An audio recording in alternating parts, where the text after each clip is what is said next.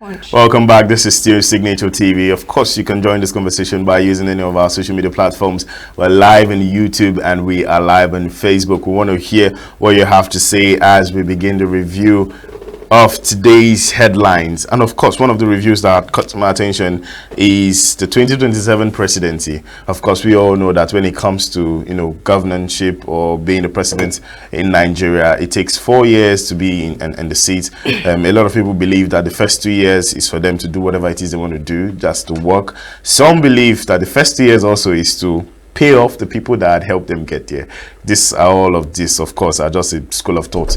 And then the next 2 years has been said to be preparing for the next phase. So right now, well, we want to talk about the 2027 presidency. Atiku Obi alliance can't unseat Tinubu, and this is coming from APC. You're shouting. If truly it won't matter, why are they saying something at this point?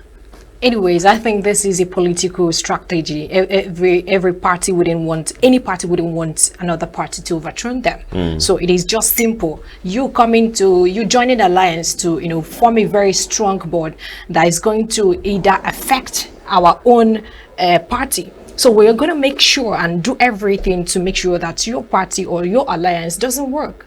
The idea is for my party, my candidate to win the election. So it is all about political game. Well, however it is, political game or not political game, I feel like they had more opportunity if Atiku and Obi were together in the last election, in the 2023 election. Everybody said the same thing, but at the same time, we saw the crack between them. Even the Kokwanso trying to form alliance with Obi, it didn't work out. And someone like Atiku coming to say, okay, let's form the alliance, I don't think he's going to sit down well with Obi. Who's going to be the president? Who's going to be the vice? So, but let's see how it plays. Of course, well, we're not going to be doing this alone. We are going to be, of course, we have our own very person. G gets Charles Pius. Good morning, Charles, and welcome. Good morning. How are you guys doing? Fine, wonderful. Great. So before we even move forward, 2027 presidency, Atiku Obi alliance can't unseat Tinubu, and this is APC shouting and screaming. What's your take on that? I mean, yes, there are permutations about 2027, and what pains me the most about this is that APC should be talking about the more than 15 million children who are out of school, the hunger that is thriving in this country. That is what they should be talking about, not necessarily, hitting the polity about 2027. We still have 2 years plus before 2027 elections, and I really don't think that is what they should be talking about right now. Yes, there are alliances here and there. Atiku and Obi, the opposition, many persons have said that's the only ticket that can basically, stand the test of time as to, breaking the cord of APC and the stronghold of APC in 2027. But that ticket was also run in 2019 against Buhari's second term, and they fell like a pack of cards. But the issues right now are different from the issues then. And so the alliance between Peter Obi, if you look at the results from last election, 2023, Obi scored around 6.1 million votes. Atiku scored around 6.9 million votes. Tinubu scored around 8.9 million votes. So if you add Labour Party and then add the one from PDP, you know that's around 13 million votes. So it would have been no-brainer for APC to have come. So the opposition has to come together in order for that alliance, that strong alliance, to play out, to beat. But I think the big question, which is on everybody's mind, is who is going to be the president and who's going to be the vice. Atiku has come out for like about 6 times, and in all those times he has been defeated. So do you think he's going to come and agree to be the vice president? Yeah, that permutation is also of right now. It's not a case of whether you're going to be the vice or the president. It's about a coalition, just like what happened in 2014. Where we had a coalition of opposition coming together to beat the PDP. If that coalition didn't happen, trust me, they wouldn't have been able to beat, the PDP in 2015. So it's now about whether the two candidates now, whether Atiku or Obi, who is going to be the president. In 2027, because of Buhari that has spent 8 years, the South will want to do 8 years. And so in 2027, the South will say, look, we need extra 4 years. So Atiku is from the North. You are not going to come and take that position and so that Obi will support you and be your advice because you're actually coming from the North. I don't see Peter Obi vicing for Atiku because he is from the South. And it is Southern turn, at least for the extra 4 years, to be president. So I don't see Peter Obi, vicing for president. If it was a northern town, yes, it would have been. It would have been easier for Peter Obi to just say, you know what, let me be vice for you. So talking about the alliance, are you seeing them, joining Labour Party or migrating to PDP? Because the alliance is, I want to understand which party is going to be the... I'm seeing a new party formed before 2027. Maybe they will move to an existing party, just like what Peter Obi did in 2023. Just move to a party. Yes. Or they'll form a totally different party. That's what I'm seeing. Because PDP is deep in crisis. Labour Party is also deep in crisis. And so, this crisis are allegedly sponsored by the ruling party. And so it's better that these two parties are in disarray because when they are in unity, it becomes a problem for the APC. And so because of that, they're also looking at the opportunity to keep them the way they are, sponsor as much chaos as possible to keep them there so that they will not have any reason to. So I'm actually looking forward to a coalition of these opposition parties, people from different even up guys open to what about Kwakwaso, because we had from the news before when Kwakwaso came and said, oh, I am ready, I can even do this alliance with Obi. So it looks as if everyone is just coming to Obi. Kwakwaso is strong, but it's limited to just Kano. Not even North Central. Just not even Northwest. Northwest has 7 states, and we see what played out in the last election. He was able to gather support in Kano, even while he is not the one contesting for governorship in Kano. He was able to have his party win Kano. So his strength is limited to just Kano, but Obi has shown that he could sweep the entire South, East and South, and he got 11 states, including the FCT, even though there are people who thought that he actually got more. So everybody is looking to align with, Peter Obi, and he has said again that he wouldn't mind being a vice to Peter Obi, except there are some, coordinating, some negotiations that would play out that would involve him, say in the future. Many of them didn't see that Peter Obi could do what he did. Atiku didn't think that Peter Obi could, gather the support that he gathered. Same thing with Kwankwaso. Remember, there was a debate before the 2023 election. Kwankwaso said he was never going to be vice to Peter Obi, that he's a senior. Whether it's in politics, whether in his age, that is a senior, so he cannot be his vice. But right now, when they saw the numbers, it was just a matter of, I wish I actually aligned with this guy. If he did, quite frankly, I'm sure by now we would have seen Peter Obi being the president and then Kwankwaso the vice. Well, so a very interesting conversation, it's about Yahaya Bello. So the judge has remanded Yahaya Bello. Let us plan fresh bail application. Of course, Yahaya Bello is going to be in Kuje prison till the 20th of December. First of all, is it going to be like the case of Bobrisky? Are we going to start hearing something else, that he was placed in a 5-star hotel or something like that?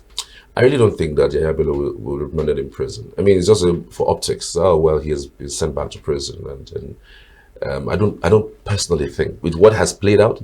He submitted himself to EFCC, escaped, and he has been dribbling EFCC all this while. And then he was the one that actually showed up by himself. He was one that gave himself. It's not like EFCC caught him or maybe ambushed him somewhere. Like I don't believe he's going to be in prison. It's just one of those optics. Oh, he's been sent back to prison. Trust me, he's got a lot of money to spend. I'm sure that he's not going to be in that prison at all. For me, it's not going to be in there. It's just one of those talks and issues. Okay, well, Still on Farotimi, you heard that the bill was been set to be in 50 million naira. What's your take on this? Like, to me personally, I feel like they want to collect the whole money he has gotten from selling his books because he became the bestseller in a few days, and now the 50 million naira is quite outrageous. What's your take on this? The 50 million naira is not something that you pay. I mean, it's a bond. So when that period elapses, then you can actually have him. But again, this again shows to us that those who, for every single time, have the opportunity to say things like, well, human rights, rule of law, they are not upholding to that tenet. Afe Babalola, yes, he's a legal luminary, very well respected around the world. He felt that Farotimi's book damaged his reputation, and so he needed to take action. Again, it's for Farotimi to also prove those things that he stated in the book, because I see Farotimi as someone who will not just write something like that without evidence. I mean, he knows the implications of writing such things without evidence, even as a lawyer, as a reputable lawyer. So it's going to drag for a while. Peter Obi has gone visiting Afe Babalola, and I don't know to what extent that helped. It's as if it got worse, because if Peter Obi visited before the court appearance, one would have thought that the judge would have said, okay, since there's some sort of negotiation and begging, so to speak, Afe Babalola will just drop and say, okay, let that bill stay, and then let it get its course. But for somebody like Farotimi, maybe they might start negotiation and say, can he withdraw the particular portion that defamed him? And he would disagree. And I'm sure that somebody like him will not want to do that. He said, I mean, he's not new to prisons. He's not new to court proceedings. So it's something that he has always done. He was part of those who fought for the Nigeria that we have today. I mean, he has always been this activist that want to see a better Nigeria, and he felt that he has hard facts, and maybe you never can tell. We'll see one of the greatest trial of all time, frankly speaking. Exactly. All right, let's move to this particularly interesting news. Reps probe CBN over scarcity of naira notes. A lot of people are beginning to say yes, they expect more from this particular from reps. So what is your take on this? I believe the CBN is even the major problem. I'm not seeing them. When you release those statements, it feels to me that you are handicapped. So why are you telling Nigerians that you are probing? Can you just take action? And then let it be that CBN probed. Don't tell us you're probing. Tell us that you have sanctioned this bank for not having monies in their ATMs. I mean, you are telling us that what will happen. Like I believe that these guys are the ones even doing these things, because the banks are in bed with the CBN. There's no two ways about it. You are the one regulating these banks. You see the monies that they put out. These things are recorded. From CBN, you can sit from CBN with a button. You will know how much monies that is in the ATM, one ATM, two in every single bank. That is how digital the CBN for Nigeria is. You can tell what amount of monies that a bank gave this day and a bank received that day. You can do that. So this talk about you are probing, you are going to slam you are going to. It's neither here nor there. For frankly speaking, I believe that these guys are in bed. So it's just for the optics. Just tell the media this is what we're doing, and then do whatever it is that you want to do. And I also believe that because of the kinds of monies that people are making from POS, I was speaking to somebody who owns a POS business. I was thinking that thing is small. There's a huge. It was a small business. Ever since that 2023 January, yes, it has been a huge business. I was asking them, like, how much do you make in this business? I was just like, I was just expecting maybe one of those things. He said, like, in a day, on a very good day, you could make at least minimum of 30K in a day. Very good day, 30K. At least. So at the minimum. So it could go as high as 50. It could go as high as 100. And then multiply that by 1 month. 2 months. So These guys are big boys. This particularly, one of the POS people, that came on our show said this has been giving jobs to Nigerians and they are not seeing themselves backing down anytime soon. I say welcome development, and that's why they are here. yeah, so that's actually the reason why, because there's money there. Those who play in that banking sector have seen it, and they have their own POS. Yes, they do have their own POS. You just employ 1 or 2 persons and then monitor it from wherever you give them the real cash. Yes. So those guys who are there are playing with the money. So they just take these monies and give to their own businesses, and then starve this set of people. So if I'm in the position of a banker that I'm seeing that these guys are making money, I want to get into that business space, and then because of that, the scarcity will happen. So the CBN rings, oh, you people are not doing this, people are doing this, and the bankers are the ones doing it. Frankly speaking, the bankers, especially commercial banks, there's no two ways about it. The reason for the scarcity is because the banks and the bankers are the ones siphoning these monies to, their personal, businesses, and it's painful that I would have my own monies. And to even get my monies back, if you go to the counter to get monies, they'll tell you they'll give you 10,000 naira. 5,000 something. Oh, 5,000. It's 5,000 now. 5,000 naira. So my own money, you cannot access. I cannot access my own money. They regulate how much you get. Then, if I want to go to the POS, the person will be telling me I should pay an extra 2,000 naira to get 10,000 naira. On what basis?